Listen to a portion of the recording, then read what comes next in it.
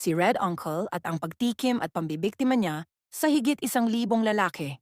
Napukaw ang atensyon at kuryosidad ng maraming netizens sa kumakalat na video ng umano'y babaeng nagdadala ng mga lalaki sa tinutuluyan nitong kwarto.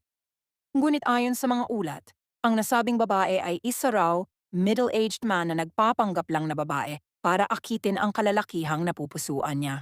Binansagan siya sa internet bilang si Red Uncle. Si Red Uncle na taga Nanjing, China ay nakilala sa surname nitong Zhao, 38 taong gulang.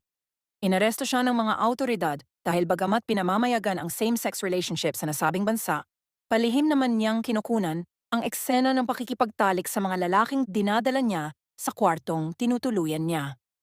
Umabot umano sa mahigit 1,000 lalaki ang nakatalik ni Red Uncle sa loob ng 3 taon. Ikinalat niya sa internet at pinagkakitaan pa ang video ng mga lalaking nakatalik niya.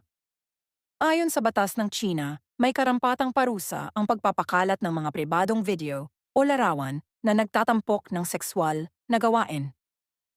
Dahil sa nangyari, naalarma ang publiko sa posibleng sexual disease na maidulot ni Red Uncle. Kaya naman nagpaalala ang City Public Health sa mga biktima na magpakonsulta agad upang masuri ang kalagayan nila.